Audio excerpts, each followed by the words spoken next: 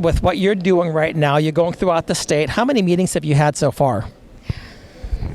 Oh, I don't even remember how many meetings. I've been in 11 counties, but fortunately during this that we're at right now, I think I've got about 10 more coming up. So I'm really excited about that. We're going to do a video so that we can send it out to every single county, because we want everyone to know what we're doing. Obviously I'm working with the legislature.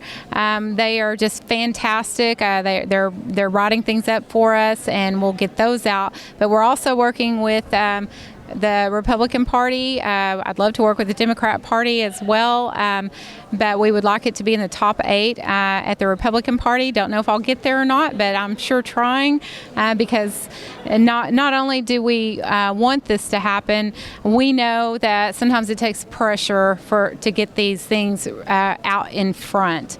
So that's what we're working on. Justice is not a partisan issue. No. Justice is one. No, I'm just saying it's not. And I'm glad that you've said, whether you're Republican or Democrat, we're talking about issues of justice. And I think it's very important to emphasize that this is good bipartisan legislation that we need. Nonpartisan. Okay, you're right. Nonpartisan. That's a much better way to look at it, because justice supersedes partisanship. Absolutely. So if you're a Democrat or Republican, Libertarian, if you align with no party, I think what happens is that people do not realize, in many instances, how bad the judiciary is until they go through it. Yes. And like when you went through it and you were threatened by a judge, do you want to talk any details about that or not? I'll certainly say what happened. I had a gentleman who had a case going. I think I've already talked about this a little bit. And he had asked me to come and sit in on it. I was with the Senate when he first started asking me, so I couldn't.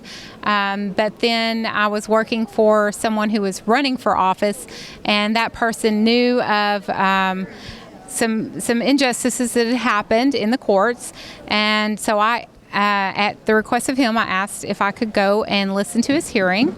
So I went and sat through 2 of the hearings. The next week, he called her and he said that I would not work in that county again if I came to the actual trial. I was like, wow, really? So, I'm not going to say it's my first instance of seeing anything like that, but it's certainly the first time I'd experienced anything like that. And it certainly opened my eyes, and I thank God that it did.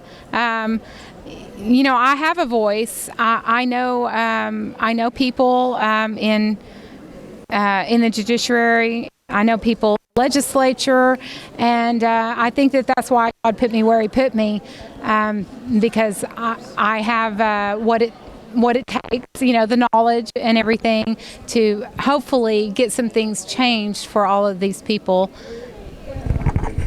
That is tremendous.